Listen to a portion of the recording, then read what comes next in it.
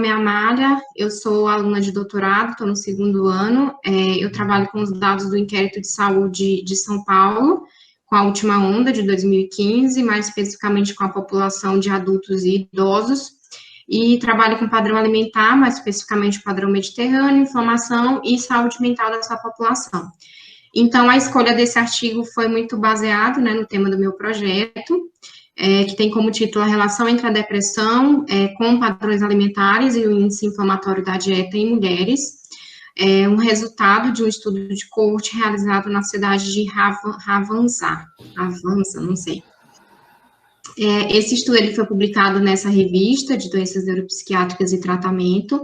foi um artigo publicado no ano de 2020, essa revista tem fator de impacto de 2,359 do ano de 2019, esses são os autores, o principal autor, eu coloquei a fotinha dele aqui, é esse Molucci, e ele é professor associado nessa universidade aqui de medicina, ele é do departamento de nutrição dessa universidade aqui no Irã.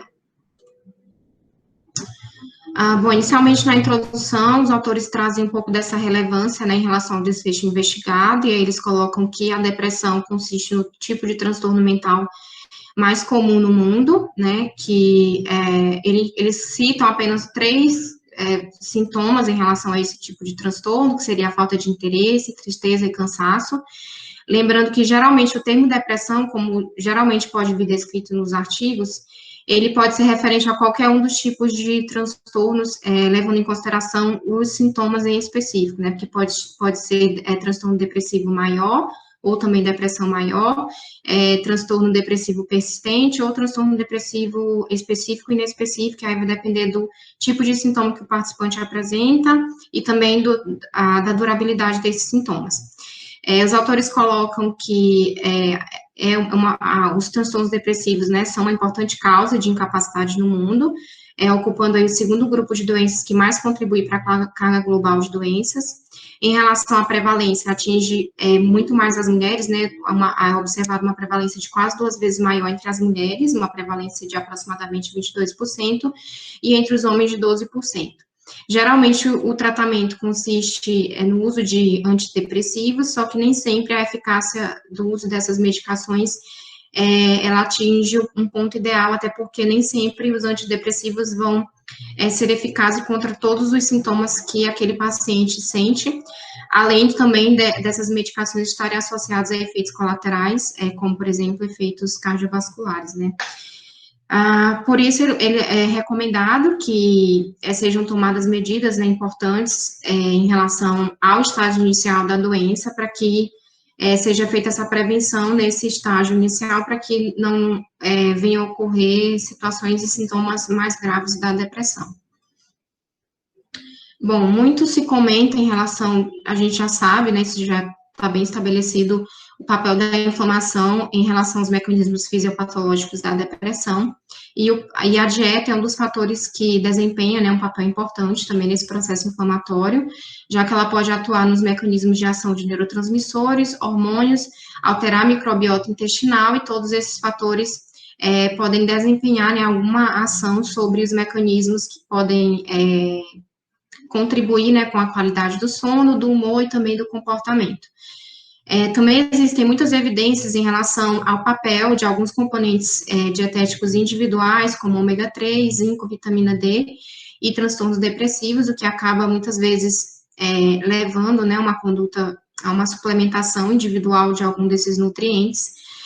No entanto, essa abordagem, ela nem sempre ela vai ser suficiente, já que ela não considera a interação e os efeitos cumulativos de nutrientes ou alimentos que são ingeridos em conjunto. Então, uma forma de você ultrapassar essa limitação, né, seria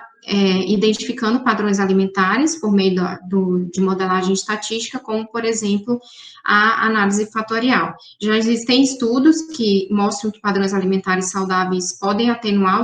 os sintomas, né, da depressão, mas esses resultados nem sempre são discordantes entre todos os estudos. Ainda na introdução, os autores mencionam um pouco a respeito do índice inflamatório da dieta, né? Esse índice ele é baseado em pesquisas realizadas por pares, com foco na dieta e inflamação, e o cálculo dele, né, a parte inicial do cálculo consiste num no consumo que ele é transformado, ele é padronizado com base nessa ingestão alimentar, né, de um banco de vários países, considerando essa média de consumo desses países. E aí, no caso, o desenvolvimento desse índice, ele foi determinado, né, foi desenvolvido para oferecer um meio de avaliar o perfil inflamatório da dieta, de uma forma, considerando como esse perfil inflamatório como uma variável latente, já que não dá para ele ser diretamente medido, né, não é uma variável diretamente observada. E os autores pontuam também que há muitas evidências limitadas em relação à associação entre padrões dietéticos e depressão. Eu imagino aqui que os autores tenham mencionado principalmente em relação à população que eles investigaram, já que na literatura, pelo menos eu considero que tenha bastante evidência. Bom, considerando que esse estado pró-inflamatório crônico pode contribuir tanto em relação ao início como à progressão desse quadro depressivo, os autores hipotetizaram que pontuações mais altas do índice inflamatório da dieta estão associados a um aumento, os autores colocam incidência, mas eu coloquei aqui barra prevalência por ser um estudo transversal, né, apesar de ser um estudo, eles terem utilizado dados de uma coorte, eles usaram dados transversais dessa coorte. Então, o objetivo do estudo foi determinar a associação entre depressão e grupos de alimentos específicos que foram construídos, padrões dietéticos que foram determinados e identificados com base nesses grupos de alimentos, e também na relação com o índice inflamatório da dieta, utilizando os dados dessa coorte, que é esse estudo, né, de doenças não transmissíveis, que recebe essa nomenclatura, realizado nessa cidade aqui. Em relação ao desenho do estudo, como eu já falei, esse é um estudo, eles utilizaram dados de um estudo de coorte, né, com essa nomenclatura aqui, mas foram utilizados dados transversais, que foram os dados realizados na fase inicial da pesquisa. Esse estudo de coorte é um estudo de base populacional que ainda está em andamento e foi iniciado em 2014, realizado nessa cidade aqui, de Ravanzar, que é uma das cidades da província de Kermanshah, no Irã, que se localiza aqui mais a oeste aqui do país, né, do Irã. Bom, inicialmente foram convidados para participar 5.289 mulheres que participaram da pesquisa inicial do ano de 2014, e após a aplicação dos critérios de inclusão, que seria ter idade entre 25 e 65 anos, residir pelo menos há um ano na cidade de Ravanzar, aceitar participar e ter assinado, né, o termo de consentimento e entregue ele por escrito. E os critérios de exclusão ter história de doença cardiovascular, câncer, doenças da tireoide, doenças inflamatórias e também vício em álcool e uso de drogas. Então, após a aplicação desses critérios, foram incluídos um total de 4.630 mulheres no estudo. Em relação ao desfecho investigado, os participantes eles foram classificados com ou sem sintomas depressivos. Essa identificação foi feita através de um exame realizado por psicóloga especialista. A triagem compreendeu um exame clínico e um questionário auto-aplicável, que ele não menciona exatamente se foi um questionário semi-estruturado, se foi alguma escala validada.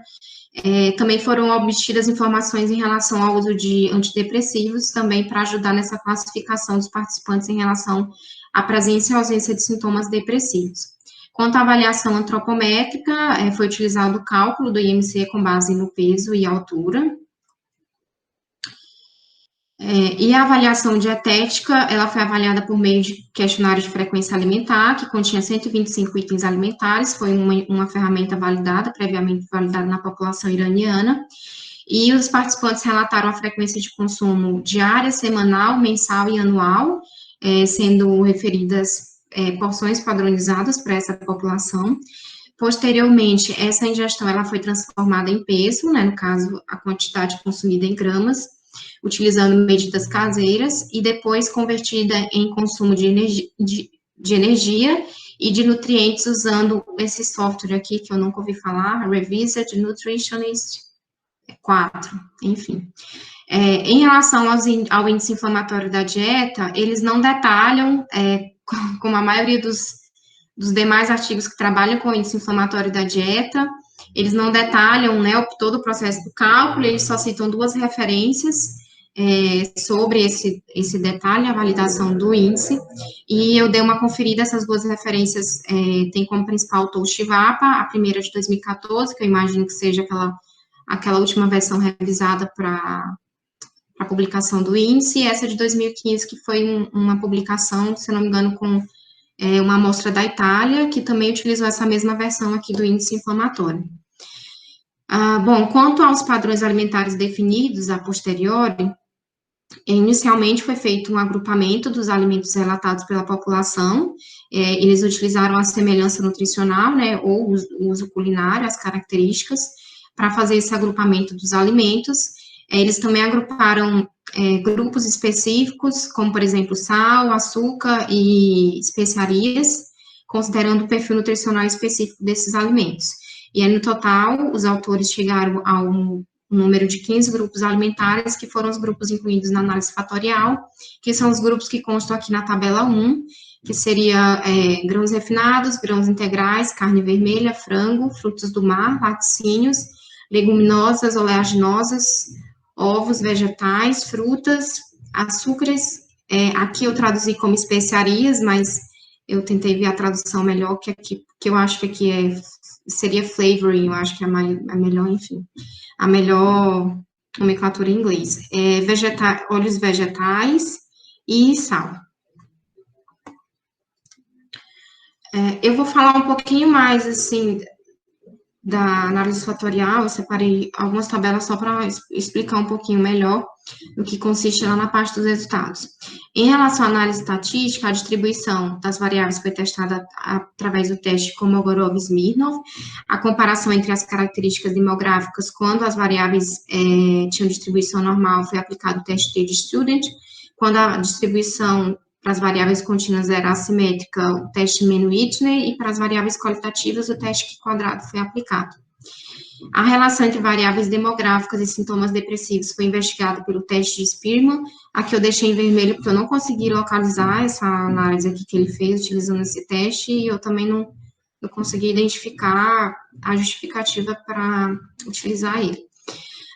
A análise fatorial, como eu já falei, foi utilizada para fazer a identificação desses padrões alimentares com base nos 15 grupos alimentares formados. Eles utilizaram esse teste de KMO e o teste de esfericidade de Bartlett,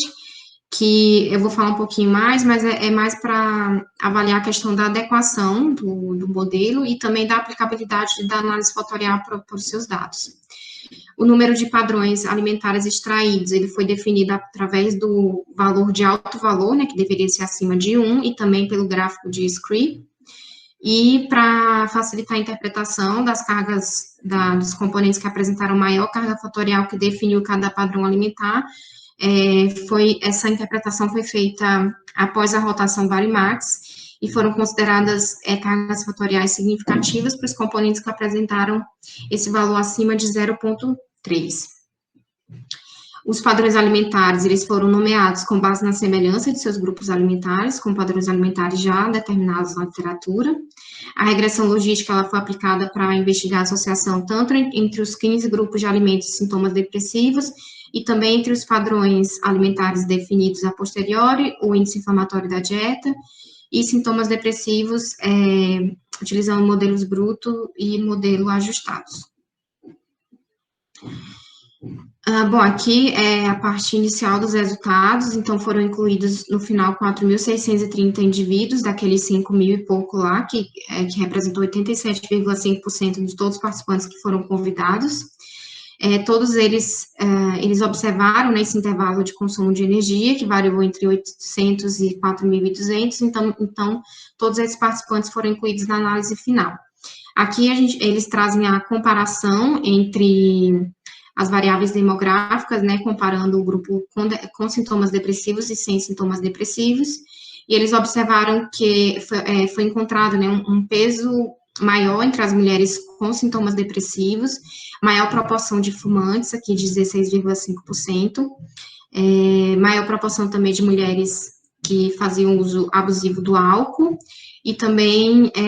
maior proporção de mulheres moradoras da região urbana, de 64,7%.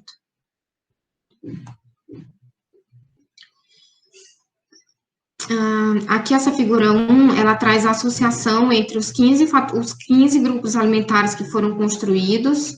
e os sintomas depressivos. Então, em vermelho a gente tem os modelos, o modelo bruto, e em verde a gente tem os modelos ajustados, e a gente observa que grãos refinados e ovos, tanto no modelo bruto como no modelo ajustado, contribuíram para um maior R em relação aos sintomas depressivos, nos dois modelos, né, tanto no bruto como no ajustado. Ele menciona no texto a carne vermelha, mas aqui no gráfico eu não localizei essa informação. Ele até menciona que após o ajuste, né, após fazer esse controle para as covariáveis, para as variáveis de confusão, esse efeito ele sumiu, sendo que, na verdade, no modelo bruto, a carne vermelha não se associou, e no modelo ajustado, aqui tem um asterisco indicando uma possível significância aqui, mas essa informação, ela realmente, ela some da discussão e também da conclusão, então, eu imagino que, não sei, eles tenham descrito no texto, nessa parte aqui da figura 1, mas deveriam ter tirado, ou esqueceram de tirar. Aqui são, em relação aos padrões que foram definidos, eles extraíram 3 padrões alimentares, utilizando a análise fatorial. Eles mencionam que a escolha desses 3 padrões explicaram 35,7% da variância total. O primeiro deles explicou 16,2%, o segundo, que foi o que eles definiram como, denominaram como padrão tradicional, explicou 10,2%, e o padrão não saudável explicou 9,3%. E eles também aplicaram esses critérios aqui para mostrar que a aplicabilidade, né, dos dados para fazer análise fatorial, ela está adequada, então esse critério aqui de Kaiser, Meyer, Oken, ele indica a adequação da amostra em relação ao uso, né, da análise fatorial, e o ideal é que, bom seria se ele estivesse acima de 0,8, mas considera-se adequado quando ele está acima de 0,5. E o teste de esfericidade de Bartlett é também uma forma de você identificar, né, essa adequação, o fato de ter sido realmente adequado o uso da análise fatorial, que esse teste, o resultado final tem que ser menor que 0,05 para indicar que as suas variáveis não estão correlacionadas, que é o que é recomendado. Então, aqui na tabela 3, a gente tem as cargas fatoriais para cada um dos 3 padrões que foram definidos. Como eu falei, eles consideram carga fatorial com forte, né, uma carga fatorial forte para a definição daquele padrão alimentar, valores acima de 0,3, então os espaços que estão em branco são valores abaixo desse valor, e aqui seriam as cargas fatoriais após a rotação, que é justamente para facilitar essa interpretação dessas cargas fatoriais. Então, o padrão alimentar saudável foi definido pelo consumo de laticínios, carne vermelha, frutos do mar, oleaginosas vegetais, frutas, especiarias e óleos vegetais. O padrão tradicional definido pelo consumo de frango, grãos integrais, ovos, leguminosas e vegetais. E o padrão não saudável é consumo de grãos refinados, baixo consumo, né, por conta dessa correlação inversa aqui, baixo consumo de grãos integrais, consumo de açúcar, de sal e também de óleos vegetais. Eu não sei se essa definição ficou muito, assim, adequada, porque eu acho que tem componentes que são as limitações, né, da análise a posteriori. Componentes que participaram tanto do padrão saudável como do não saudável, e assim, não sei se eu consideraria, por exemplo, a questão da carne vermelha nesse padrão saudável aqui, mas foi o que os autores acabaram escolhendo. Escolhendo não, foi o que os dados mostraram, né. Aqui eu só trouxe para mostrar um pouco essa questão da análise fatorial, que a professora sabe que eu estou tentando aprender a fazer fazer essa análise nos meus dados, e aí esse contato inicial que eu tive, um pouco desses exemplos que eu vi, tudo, me ajudaram muito a interpretar, então eu trouxe aqui alguns exemplos só para mostrar a questão da escolha desses 3 padrões aqui que eles definiram, né, como que provavelmente eles chegaram nesses 3 fatores, como eu já falei na análise estatística,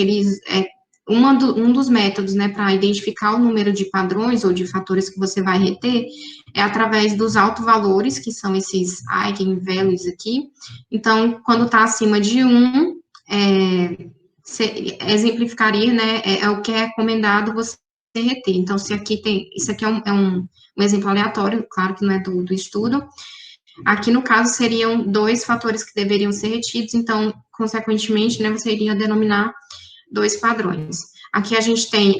o quanto que cada um desses fatores explica, né, em termos de variância, a proporção explicada por cada um desses fatores. Essa é uma das formas de você escolher o número de fatores que devem ser retidos. E a outra forma é através do gráfico de Scree, que eles também relatam nos dados estatísticos, né? Então, no gráfico você pode observar o número de fatores que tem esses autovalores aqui acima de 1, então são o número de fatores que também vão ser retidos. E aqui são as cargas fatoriais, que são, no caso, aquelas que você vai olhar que tem maior carga fatorial, né, que eles utilizam aquelas acima de 0,3, geralmente são as referências que a maioria dos artigos colocam, que vão ser as variáveis utilizadas para explicar cada um desses fatores. Eu trouxe mesmo só para ajudar na interpretação da definição desses fatores. Nessa tabela 4 aqui, ele traz a associação entre a depressão e os TCIs em relação aos scores dos padrões construídos, porque no final da análise você vai ter um score individual para cada um dos participantes em relação, com base no consumo, né, desses componentes que definiram esse padrão, você vai ter um score individual para cada participante para dizer o quanto que ele se aproxima ou ele se distancia. Então, aqui ele dividiu em TCIs de cada um desses 3, e inicialmente foi observada uma associação inversa entre a adesão ao padrão saudável e sintomas depressivos apenas no modelo 2, esse modelo 2 é o modelo mais ajustado, que inclui o ajuste de energia e também o ajuste adicional para outras covariáveis. Em relação ao padrão tradicional, foi observada uma associação positiva entre a adesão a esse padrão tradicional e os sintomas depressivos, porque quanto maior o nível de adesão, né, o valor do odds ratio aumentou, tanto no modelo bruto como no modelo 1. Aqui eu coloquei uma interrogação, porque eu estava observando que esse modelo 2 ficou com um valor de P de 0,21, mas os intervalos de confiança, pelo que eu vi aqui, não incluiu o 1. Então, pelo que eu sei, assim, né, esse P deveria ser menor que 0,1, porque como aqui não inclui o 1, esse valor de odds, ele seria significativo. Mas, enfim. E aqui esse padrão alimentar não saudável, que foi observado com uma maior adesão a esse padrão, né, aumentou a chance das mulheres estarem no grupo com sintomas depressivos em todos os modelos, tanto no modelo bruto, como no modelo ajustado só para energia, e no modelo com ajuste adicional.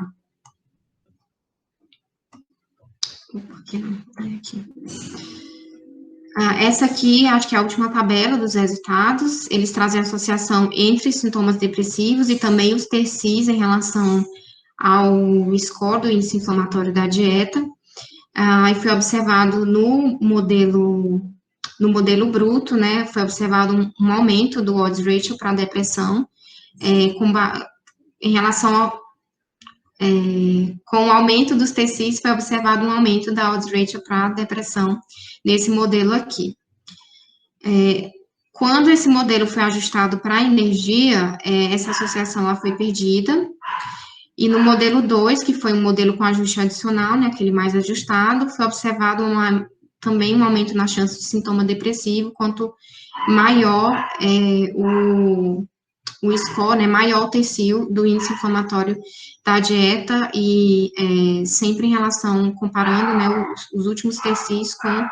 o TCIl1. Na verdade, a maioria das associações aqui, da significância, foi por conta do TCIl3, que são os intervalos de confiança que não inclui o 1, então não teve muita diferença do TCIl2 para o 1, mas teve do 3 para o TCIl1. Bom, quanto à discussão, ele traz compara, né, os resultados que ele encontrou em relação a alguns artigos, mas pouco em relação a estudos que também trabalharam com padrão alimentar definido a posteriori, e ele coloca que as associações que forem encontradas podem ser explicadas por fatores relacionados à dieta, né, já que as dietas ricas em açúcar, grãos refinados e ácidos graxos trans podem causar inflamação e, consequentemente, a depressão, e estudos anteriores mostraram que um padrão alimentar mediterrâneo ou saudável, né, que no presente estudo foi definido como pobre em açúcar e alto consumo de peixe, pode ser associado a uma menor incidência de depressão. O estudo ele encontrou que o índice inflamatório da dieta, né, mesmo após todos os maiores ajustes feitos, foi o padrão um dos padrões que permaneceu, né, com significância em relação à proteção para a depressão. Então, os autores colocam que esse índice, ele mostra mais exatamente essa relação entre dieta e risco de depressão, justamente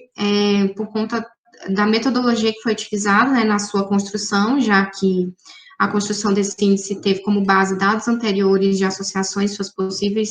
vias fisiológicas, e também cada componente seguiu, assim, um critério de plausibilidade biológica em relação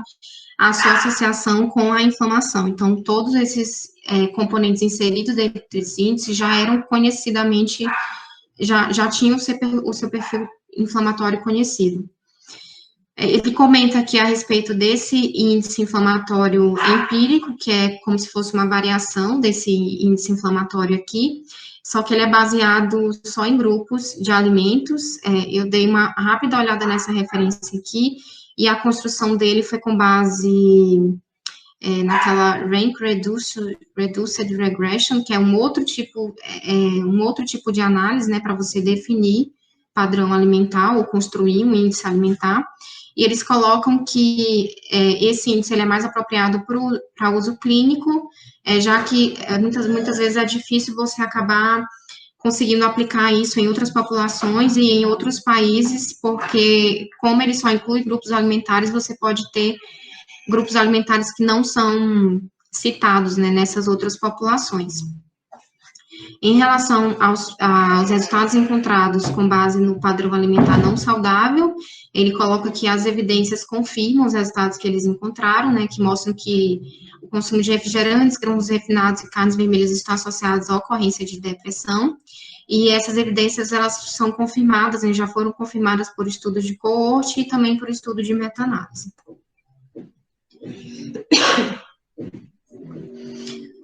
Bom, ainda em relação a esse padrão alimentar não saudável, né, que ele definiu no estudo dele, ele assemelha esse padrão a um padrão alimentar ocidental, que tem propriedades mais pró-inflamatórias, né, e, portanto, contribui para um quadro depressivo, e essas propriedades podem ser, né, atribuídas a muitas características, como, por exemplo, o alto consumo de açúcar pode exercer efeito sobre o papel do BDNF, da inflamação, e também gerar alterações hormonais. E também, assim como também foi encontrado nesse estudo aqui, a respeito do consumo de sal, né, que foi também um componente com carga fatorial alta dentro desse padrão alimentar não saudável, já que as evidências mostram que o consumo, né, um alto consumo de sal pode estar associado ao desenvolvimento de diversas condições, né, patológicas, como doenças, como a hipertensão, doenças cardiovasculares e depressão. E também essa característica é algo que favorece também o desenvolvimento de doenças crônicas inflamatórias através da expansão de vias mediadas pelos linfócitos T, H17, que secretam as citocinas pró-inflamatórias.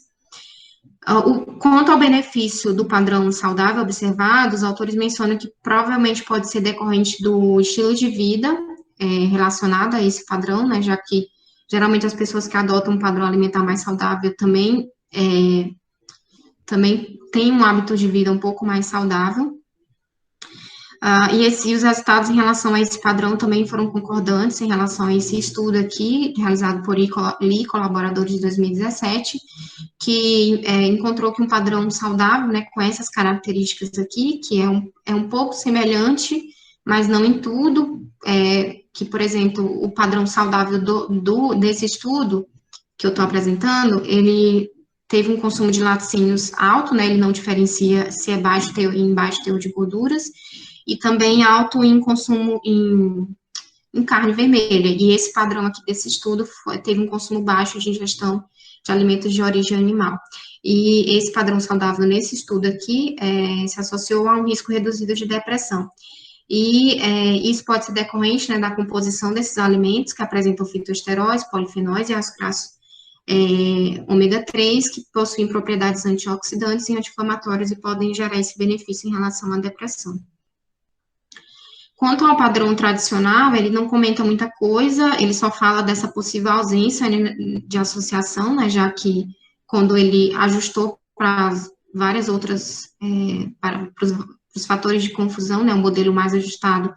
a associação, ela desapareceu. E aí ele comenta a respeito do componente ovo, na definição desse padrão aqui, que eu acho que deve ter sido porque o ovo teve, né, uma maior carga fatorial, uma das maiores cargas fatoriais dentro desse padrão aqui, e ele menciona um pouco dessa controvérsia que existe entre, né, os benefícios e os malefícios do ovo, por conta da sua composição, né, que tem, uma boa fonte de aminoácidos de alta qualidade, também rico em vitaminas, que são importantes para a saúde mental, mas também é fonte de colesterol, e ele também coloca da possível relação dessas pessoas que consomem muito mais esses alimentos por conta da situação socioeconômica, já que é um alimento um pouco mais acessível, né, em relação a um alimento de fonte proteica.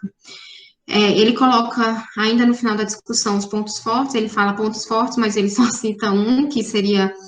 utilizar, né, um largo banco de dados de um estudo de coorte, apesar dele ter usado os dados transversais. E em relação às limitações, ele coloca a ausência de biomarcadores inflamatórios que não foram mensurados, o uso da análise fatorial, né, que essa análise implica em você realizar várias escolhas ao longo da análise, como, por exemplo, o agrupamento inicial dos 15 grupos de alimentos, foi com base na semelhança nutricional, o número de fatores retidos, o tipo de rotação que você utiliza e também a nomenclatura que você vai utilizar para definir cada um dos padrões com base nos componentes que definiram cada padrão. Então, todos esses fatores aqui talvez podem ser colocados como limitação na análise, mas se você referencia tudo isso, né, pode não ser apontado como um problema. E o que ele coloca que é importante é que ele avaliou a questão da qualidade, se o uso da análise fatorial realmente era uma análise apropriada para os dados dele, e eles viram que sim, por conta daqueles critérios lá, do critério de KMO e do teste de esfericidade, que deram valores bons. Bom, na conclusão, ele só repete os resultados principais que eles encontraram em relação ao padrão alimentar saudável, que se mostrou protetor, né, e benéfico em relação à depressão. A ingestão de ovos e grãos refinados mostrou-se como negativa no desenvolvimento, né, desses sintomas depressivos, e maiores scores do índice inflamatório da dieta, portanto, uma dieta mais inflamatória foi associada a uma maior prevalência de transtorno depressivo. E é isso.